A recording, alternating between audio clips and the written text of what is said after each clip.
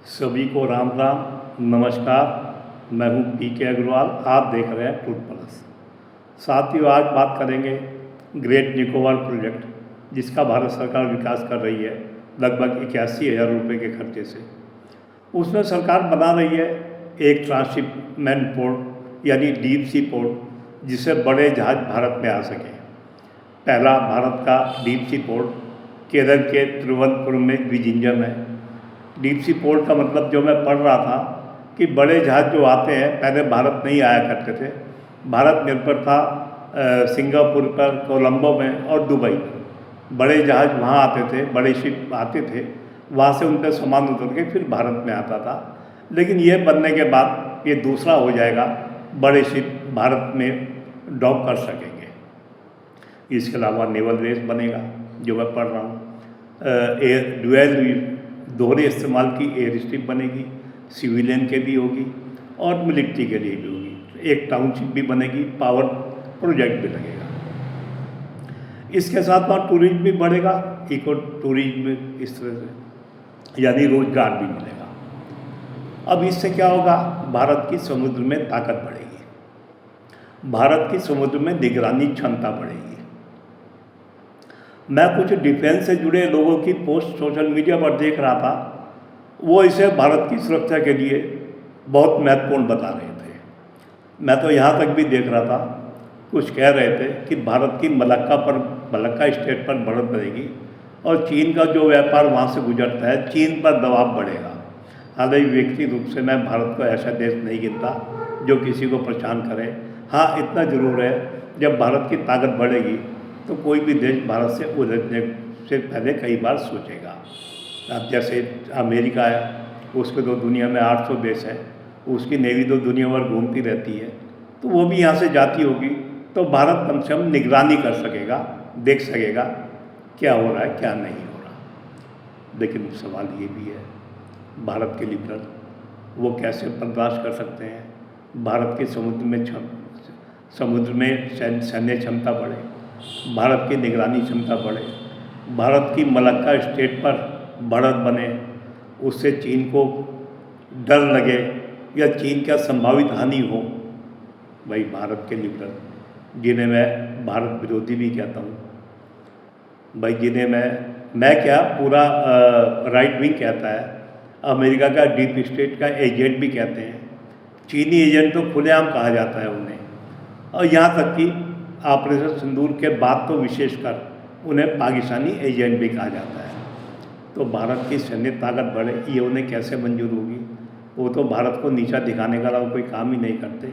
उन्होंने इसका विरोध करना शुरू कर दिया है। उनका विरोध का आधार है स्थानीय पर्यावरण और स्थानीय संस्कृति। वहाँ पर निकोबारी जनजाति भी है। वो अब पर्यावरण की चिंता होनी चाहिए, इसमें कोई शक नहीं। लेकिन मैं तो खैर राष्ट्रवादी आदमी हूँ। पर्यावरण की कीमत पर क्या राष्ट्र की सुरक्षा की सुरक्षा से समझौता किया जा सकता है? मेरा व्यक्तिगत मानना है नहीं। मेरा मानना है राष्ट्र पहले, बाकी सब कुछ उसके बाद में। आप क्या सोचते हैं, क्या पर्यावरण की कीमत पर राष्ट्र की सुरक्षा से समझौता होना चाहिए? ये आप तय करें। अब लिबरल शुरू हो गए हैं।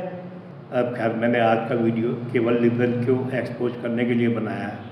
जैसे मैंने कहा, इन्हें मैं भारत विरोधी मानता हूँ।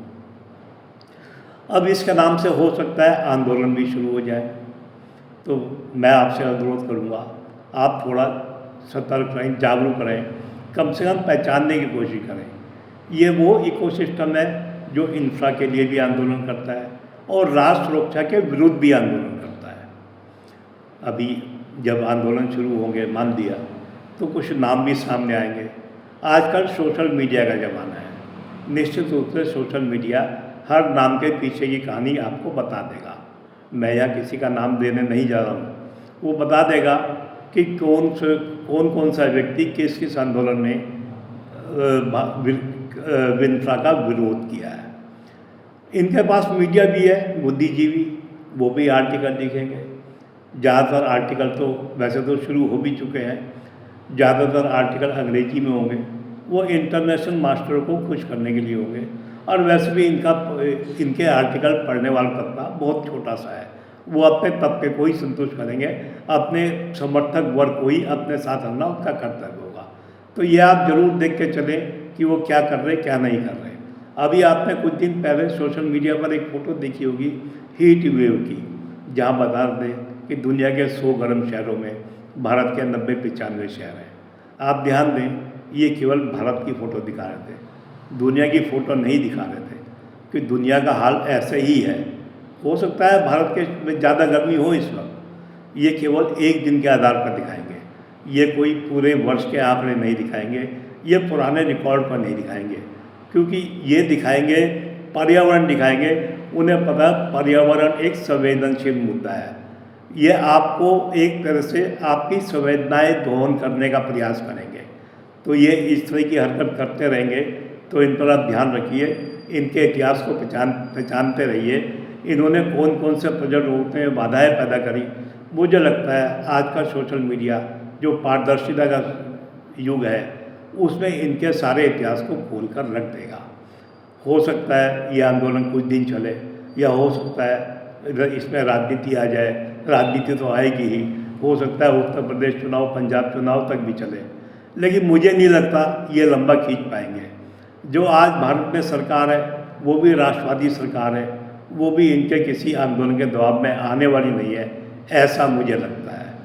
तो आप देखते रहिए, आप सोचिए क्या राष्ट्र सुरक्षा महत्वपूर्ण है या पर्यावरण उससे ऊपर रखा जाए, ये आप सोचें, क्योंकि अंतिम में तो जनता ही सब कुछ होती है। तो मेरा आज का वीडियो बताने का उद्देश्य केवल इस लिबरल को, विकास विरोधी को, राष्ट्र विरोधी को एक्सपोज करना था।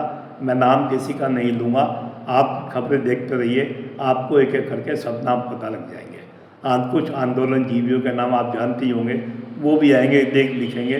देखिए, इन्हें एजेंडा चलाना है, संवाद नहीं करना।